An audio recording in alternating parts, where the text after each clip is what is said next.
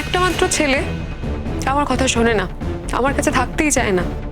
বাপি, আমার নিজের বাপি আমার সাথে কিভাবে কথা বলে, আমার সব কিছুতে বাপির প্রবলেম। দুটো বাড়ি পর শ্বশুর বাড়ি আমার, সেখানে প্রত্যেকে আমাকে অপছন্দ করে, আমাকে নিয়ে সবসময় কিছু না কিছু নেগেটিভ কথা বলতে থাকে। আমি ওকে হোস্টেলে দেওয়া ছাড়া আর আমি কি করবো? আমার কাছে কি আর কোনো উপায় আছে? আমি হোস্টেলে গিয়ে থাকবোই না। তোমাকে আমি আমার কাছে রাখবো না। তুমি যা তৈরি হচ্ছ না দিন দিন পুবলু, আমার পক্ষে সম্ভব না। আর তোমার কে খেয়াল রাখবে? আমি যদি তোমার খেয়াল না রাখি তাহলে তোমার কে খেয়াল রাখবে এখানে? আমার মামুনি আমার খেয়াল রাখবে।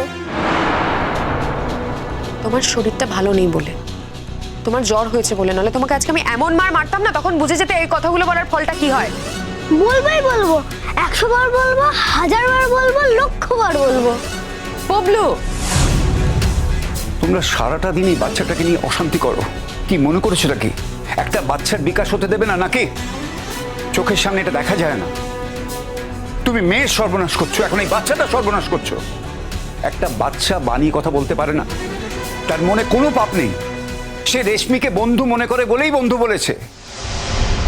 আমার মেয়ের জীবনটা তো একেবারে শেষ করে দিয়ে গেছে। এখন কি সারা জীবন পুবলু ন্যানি হয়ে থাকবে? কি করতে চাও তাহলে তুমি মেয়েকে নিয়ে? আমার মেয়েটার চাকরিটা তো চলে গেছে, এরকম একটা অভিযোগে ফাঁসিয়ে দিয়েছে যে নতুন করে চাকরির অ্যাপ্লাই করবে, কোথাও চাকরি পাবে না। বললাম তো, কি করতে চাও তুমি? আমি তো ভাবছি আমার মেয়েটা নতুন করে জীবনটা শুরু করুক। বাহ, ওইটুকুই বাকি ছিল, ওইটুকুই কমপ্লিট করে দাও। বাচ্চাটা জলে ভেসে যাক। আচ্ছা মা, একটু চুপ করো না। এই সময় এই সমস্ত অবান্তর কথা বলো না, আমার ভালো লাগছে না। আজকে যেটা তোমার কাছে অবান্তর বলে মনে হচ্ছে না শিরিন, দুদিন পরে সেটা অবান্তর মনে হবে না। তুমি কি ভেবেছো এই ছেলে তোমাকে দেখবে? ওর গায়ে অনুজের রক্ত। অনুজ তোমাকে সারাটা জীবন জ্বালিয়ে পুড়িয়ে শেষ করে দিয়েছে। এই ছেলে তোমাকে কোনোদিনও শান্তি দেবে না, বুঝেছো? আর ও তো তোমাকে মা হিসেবে মান্যই করবে না। ওই যে আছে ওই একজন, ওকে ঠিক ফুসলিয়ে ফাসলিয়ে নিজের ছেলে করে নেবে। শোন শিরিন, ছাড় তো সব ছাড়, ওকে হস্টেলে ভর্তি করিয়ে দে। দেখ শিরিন, তুই জীবনে একটা দিনের জন্য কিন্তু সুখী হতে পারিসনি। আমি তো তোর মা, আমি তো চাইবই তুই সুখী হওয়া জীবনে। আমি একটা ভালো ছেলে দেখবো, একটা ভালো ছেলে থেকে তোকে বিয়ে দেব। আর তোর যদি কাউকে পছন্দ হয় তুই আমাকে বলবি। আশ্চর্য, একটা বাচ্চা অসুস্থ, তার সামনে তুমি এই কথাগুলো বলছো?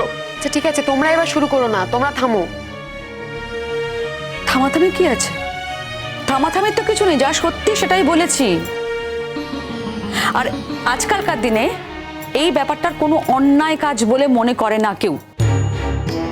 তুই কার স্মৃতি নিয়ে সারা জীবন বেঁচে থাকবি বলতো? ওই ছেলের জন্য যে তোকে কোনোদিনও ভালোবাসতে পারেনি, সারাটা জীবন তোকে দূরে সরিয়ে রেখে দিয়েছে। 6টা বছর তো তুই একসঙ্গে ছিলি না, তখন তো তুই চাইলে বিয়ে করতে পারতি, কিন্তু তুই তো করিসনি। অনেক অপেক্ষা করেছিস, আর না, আমি তোকে বলছি আর অপেক্ষা করবি না। ঠিক আছে, আমি তাহলে হেডমিস্ট্রেসকে আগে একটা ফোন করে জানাই কথাগুলো।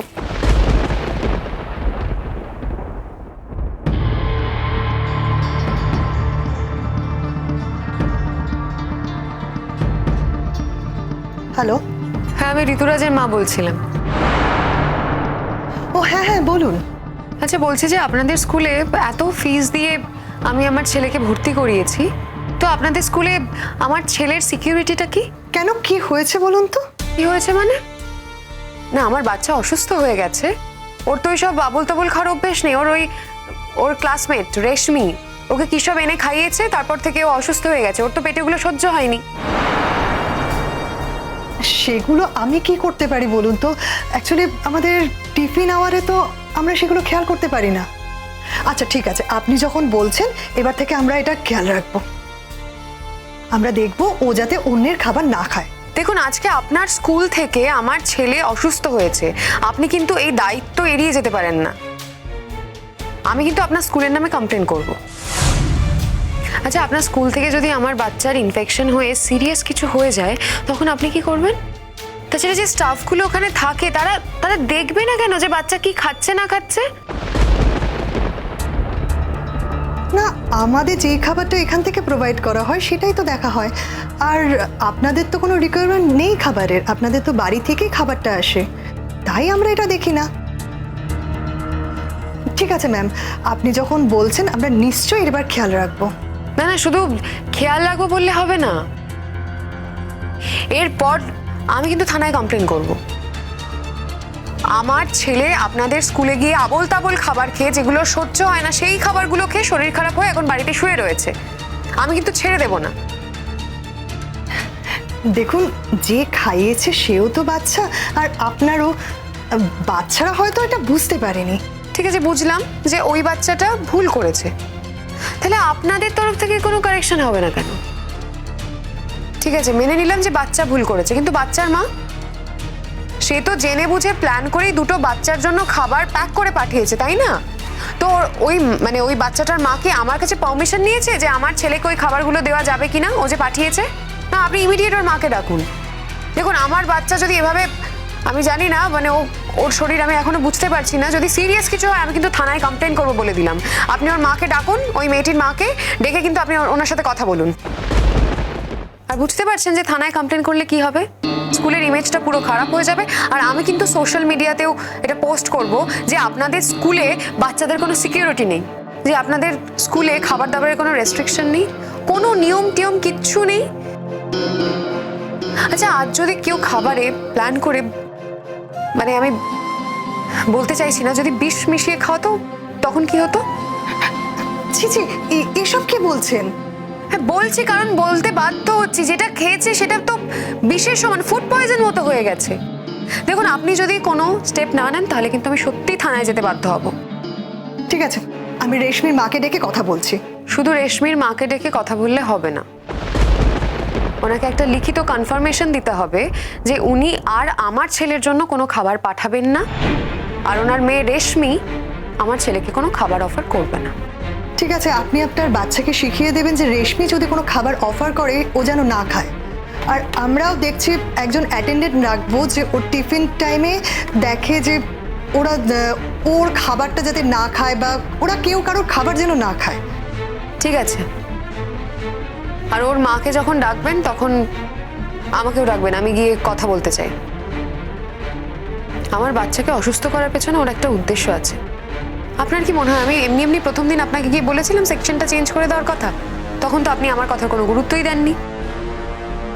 দেখুন, একটা সেকশন আলাদা করার তো একটা নিয়ম আছে, আর আমরা সেই সব নিয়ম ভেঙে তো কিছু করতে পারি না। ঠিক আছে, আপনাদের অনেক নিয়ম আছে, তো আমিও অনেক নিয়ম দেখাতে জানি।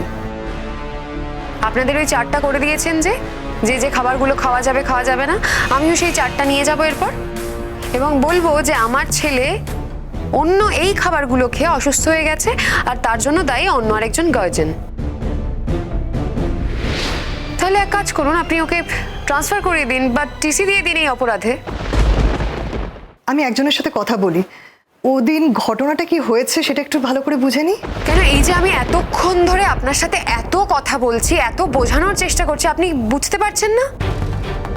না, আমি বুঝতে পেরেছি, তবুও একবার ওনার সঙ্গে কথা বলা দরকার। ঠিক আছে, বলবেন, আমার সামনেই কথা বলবেন তাহলে ওনার সঙ্গে। চিন্তা করবেন না, বাচ্চা ভালো হয়ে যাবে। আপনি বললেই যদি আমার ছেলের শরীর ভালো হয়ে যেত তাহলে তো হয়েই যেত। ছেলেটার জ্বর এসেছে, ডাক্তার আসছে, বারবার বাথরুমে যাচ্ছে, পেটের ব্যথায় পেটে হাত দিয়ে রীতিমতো কুঁকড়ে বিছানায় এখন শুয়ে আছে। ওর এই খাবারগুলো পেটে সহ্য হয় না, ওই খাবারগুলো থেকে ওর পেটে ইনফেকশন হয়ে গেছে, তার মধ্যে এত গরম। সেই জন্য আমি ওকে বেছে বেছে খাবার খাওয়াই, আর সেগুলো যদি বাইরে থেকে ওর কাছে আসে তাহলে তো এগুলো তো কন্ট্রোল করা সম্ভব নয় আমার পক্ষে, এগুলো তো আপনাদেরই দেখতে হবে। আর আমি আপনাকে বলছি তো, তার এইগুলো করার পেছনে আলাদা রিজন আছে। আর তাছাড়া বাচ্চা তো ওকে দেয়নি, বাচ্চার মা ওর জন্য খাবার পাঠিয়েছে। আপনি বুঝতে পারছেন আমি কি বলতে চাইছি? হ্যাঁ ম্যাম, আমি বুঝতে পারছি। ঠিক আছে, আমি ওর মাকে ডেকে কথা বলছি, আর তখনই আপনাকেও ডেকে নেব। আপনারা নিজেরাই নিজেদের ব্যাপারটা মিটিয়ে নেবেন, আমরা সামনে থাকবো।